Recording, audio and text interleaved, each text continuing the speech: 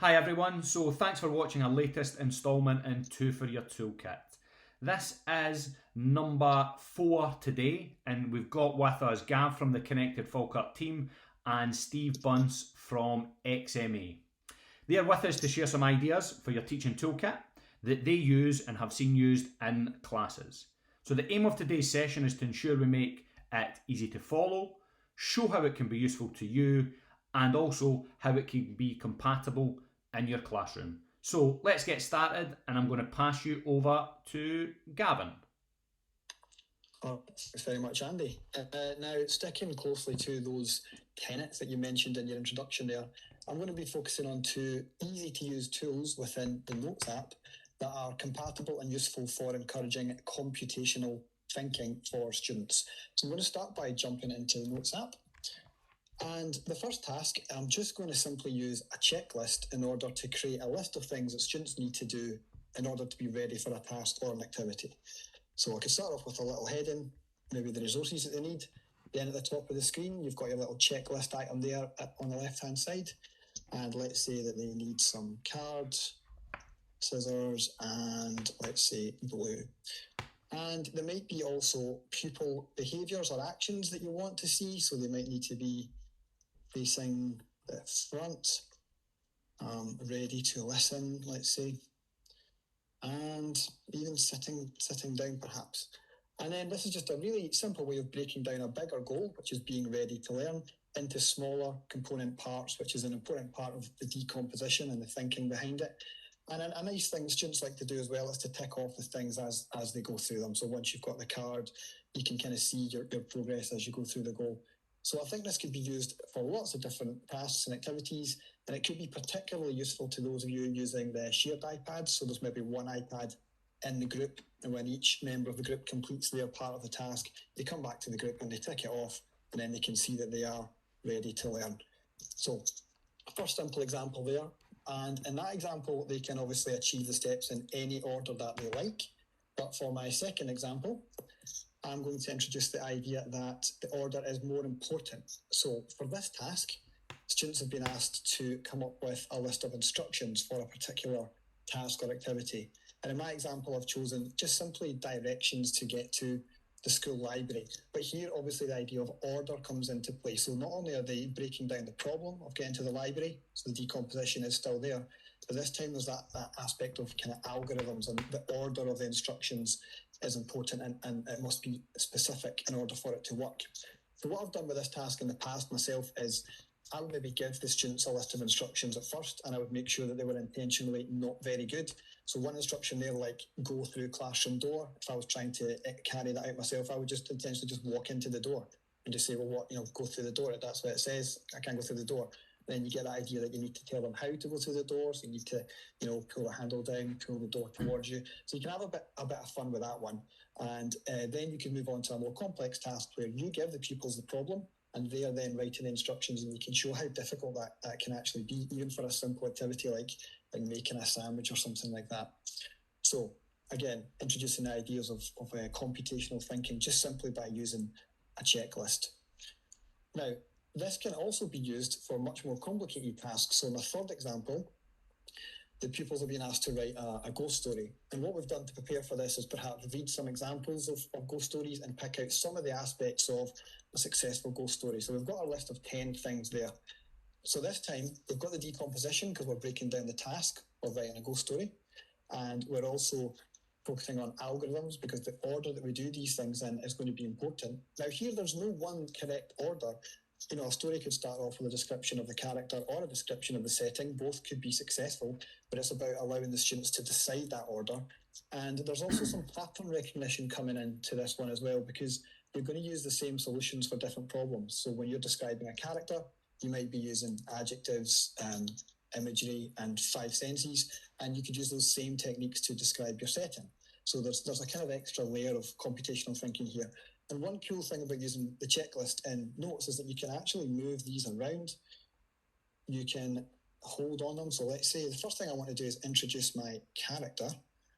I can hold on that third one and just slide it up to the top. So that's going to be the first thing that I do. Then I'm probably going to want to introduce my supporting character next. So I've got the characters at the start, and then I might move to settings. So you can move these around, and it's quite a fun way of allowing the pupils to kind of create this plan for writing that also then gives you the checklist. So as they're then completing the writing, once they've introduced the character, tick that off, and that'll go to the bottom, and it keeps their focus on the next important part of a story, just to keep that focus on a much bigger task. So I think that the checklist it's a really simple tool, but really flexible in all these sort of different ways, from very simple tick lists of what you need to be ready for a task, right up to structuring a more complicated piece of extended writing.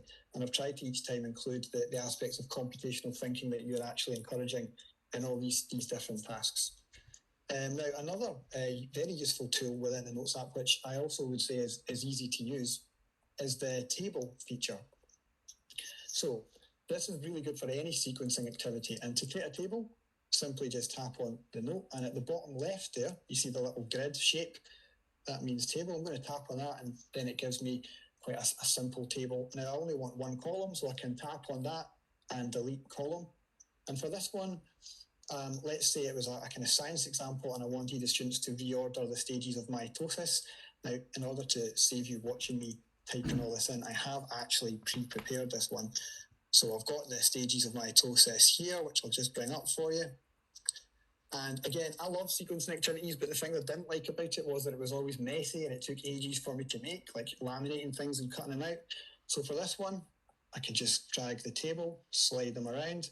What I think the first stage of mitosis is, I'm going to go D, and then let's say I want to move that around. DBA, I think sounds about right. And really good for group activities and paired activities where you can discuss the order and kind of justify your choices.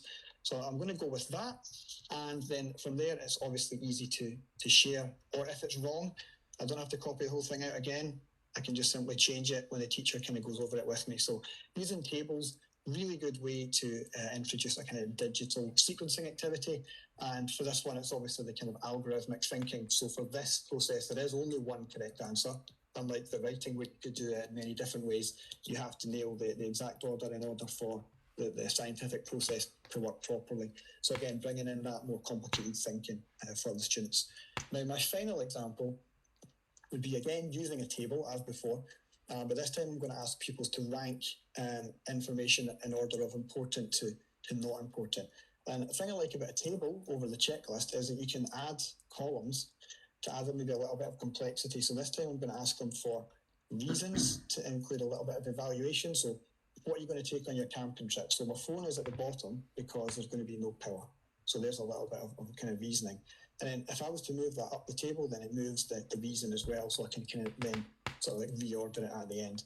And just to finish off, as with all of these tasks, really easy to share. If I wanted to share this with the teacher, I could tap on the ellipsis at the top of the screen there, and I'll be looking for share note.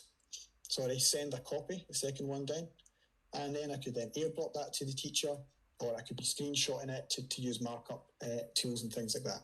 So there we go. 2 easy to use tools within the Notes app that can support computational thinking for your students. Thank you. Thanks, Gav. Yeah, great insight in relation to notes. And I mean, things I definitely think there'll be a number of ways that staff will be able to see how they can kind of integrate with that within their lessons. You know, some of the stuff that was jumping out to me, you know, thinking about differentiation, supporting pupils, that ability to share things quickly and easily with students, and they can share it with me as the teacher, but that ability to personalise as well. So thanks very much for sharing those ideas. So our second toolkit idea today is going to come from Steve. Okay, well, thank you very much, Gav, and thanks for sharing ideas about computational and how we can use that, because that links very nicely into our next idea in our toolkit is the Swift Playgrounds app. So Swift Playgrounds, some people have seen this and have tried this out with their classes. It's been especially aimed at the top of primary and lower high school to get children into using the Swift language. So the Swift language is what real app developers use to create apps. It's a real language. So we're not teaching them basically, here's the language to learn, but you're going to have to learn another one when you come to becoming an app developer, for example. This is the real language you can get going with. And in the many schools I've worked with, there's schools which have dabbled with this and had a look at it. But now there's been some important updates, and that's what I'd like to share with you, especially today. So Apple has a whole curriculum of resources called Everyone Can Code, and there's a whole range of resources which are lesson plans and other things. However, I do know it's difficult sometimes to download books from the App Store, but there are resources out there. But let's get going with the actual resources themselves and the Swift playgrounds. Okay, so just to say, there's loads of different resources in there, and as I mentioned, it uses real Swift code to get them going. So the interface is really friendly. The children can start thinking about tasks. So just like Gavin's been mentioning there, getting a big task and breaking it down into smaller parts.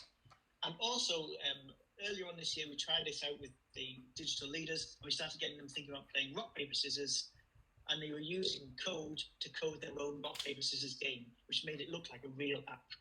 So let's have a look at the Swift Playgrounds. So if I go into the app, what I've done is I've got a whole range of things here. And the Swift Playgrounds app is a bit like the outside casing, the sort of the outer part, and you download the different parts to it. And there's many different parts you can download. So if you can start to see here, we've got, for example, here, this is one we're going to have a look at now, Learn to Code 1. But you can also see there are ones which can use robots. So next to me here, I have a wee robot who can wave to us here. And you can control this either as a real robot, but if you don't have the robot itself, then you can actually use the on-screen simulation. So if I open up Learn to Code here, the first one, each chapter or each part has an introduction, which takes you through the concept. So as Gavin's been explained there, the idea of breaking a big task down into smaller parts is really key. We do it in English, we do it in maths, we do it in science all the time. Get the children to think about a problem and then break this down into smaller parts.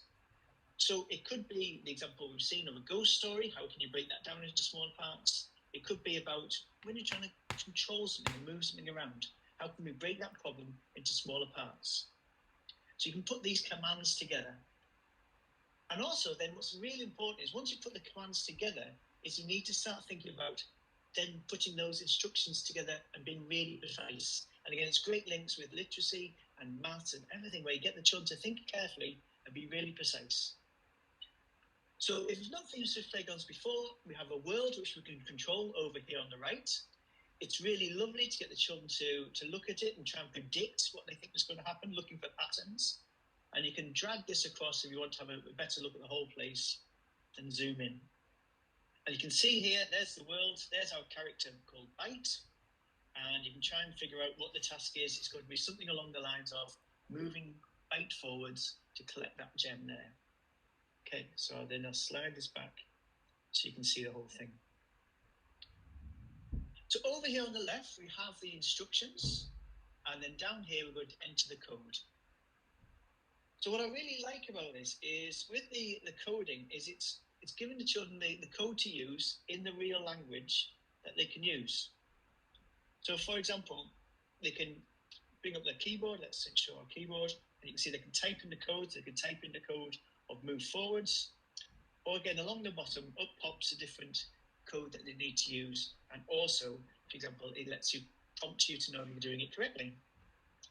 With all these different things, what you can do is you can start to control Byte and get Byte to move around the world. So that's just to get you the idea of getting started with Swift Playgrounds. And there's a whole range of sessions, whole range of different worlds you can do, going through those different commands, going through developing coding. So the problem sometimes I've seen with schools is then how do you get going with this? How do we organise it? So you could think about this maybe hanging out with a club to start with, getting some keen children or students together and get them to try out the code.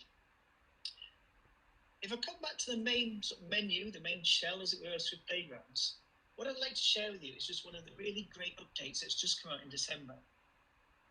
So over here it says get started with apps. And a massive leap forward is that you can actually start to create apps on your iPad, and it's possible to take it all the way through to publishing on the Apple App Store. Isn't that fantastic? So think about in high school students there, maybe getting them to think about a particular problem that's really important to them, and to try and come up with an app design and get that all the way through to publishing it. But not just the high school, in the primary schools too, there's lots of children who are really keen and actually keen to go and find out and find their way. So how can we organise this? All these different resources. Well, let's just go back and talk about what we can do and how we can organise it and where you can find these things. What you have is the research online for Apple and Everyone Can Code UK. It'll take you to the website where you can get all the different resources. Okay, so I'll just pop that up on the screen. So on this website here, it tells you a wee bit about Swift coding. It tells you about how you can get started with it, with the Swift playgrounds, and also as you can move on then to actually developing the app resources. One of the great things we've been doing recently with many different schools is using the inclusive app design resources. So if I scroll down here and come a wee bit further, what we've got is the inclusive app design resources. So let me just show you that. And what it is this is where they get the children to prototype an app and just using Keynote. So the resources there to get the children going, they get the idea of come up with that real world problem. How can they solve it? Who's it's going to be important? But a headline through all of this activity is trying to think about keeping it inclusive. So thinking about how would maybe somebody who is hard of hearing or deaf use the app? How could somebody who's English as an additional language use the app? So that's the sort of headline in there. Also from that website, you'll find the new early years resources. So using the resources we've just seen, that Swift Playground, Learn to Code 1, there's a whole range of resources. And as I mentioned before, I know you've had difficulty before downloading books. The nice thing about this is it's a PDF you can download and you can view that on your iPad. And there's loads of unplugged activities for the children to use. So you can actually get the children to try out, like Gav was saying, following the sequences to walk through a door. Loads of activities like that, very practical and hands-on, as well as getting them going with the Swift Playgrounds. Also, just to mention then, if you want to get going with a club, you can start to get the children to organising a club. It might be you have a computing club at the minute. It's great to have some ideas of how to get started, and those resources are there too. And that last headline of actually now where you can create apps using the app iPad, the Swift Playgrounds on the iPad, that you can get going with those codes, get the coding going, and get the children to publish those apps. So there's a whole range of resources in there. It's a lovely tool to use. The Swift Playgrounds app, what I recommend is download the app. It's probably on your connected Toolkit device already. Start by looking at these different playgrounds, get maybe some children to explore them. So something like the Learn to Code 1 is a great one to begin with. But there's a whole range of different apps you can investigate and get the children to use and learn about real-world coding. Okay, so a whole range of things there, but there's great links with actually what we've done there with Gavin and the idea of the computational thinking, so the decomposition and the algorithms, to actually spotting patterns and then creating those apps. So do investigate, but do also ask your colleagues about how they might use it and make those links to those other subjects. That just leads me now to hand back over to Andy. So thanks very much. Brilliant, Steve. Thanks very much. That was a fantastic insight and overview in relation to Swift Playgrounds, the updates, but it was really helpful as well, that idea that you were pulling together the links between what Gav was showing us from simple note-taking and computational thinking and how that links directly into coding and the resources through Swift Playgrounds that are there. So thanks very much for that. I'm sure staff will find that really helpful and a great insight. So I would just like to finish by saying thank you very much to Gav and Steve for today's session. I hope you'll definitely be able to take away a few tips for your toolkit and would agree that the session has been easy to follow. It's shown how it can be useful to you in your classroom and in your individual setting, but it's that idea about how you can make that compatible with what you are doing in the classroom. Please don't forget there are lots of resources from the Connected Falkirk team through YouTube, Team, Twitter, and through our Apple Regional Training Centre. And it's just my final thing to say, thanks very much for your time today, and hopefully see you at our next session.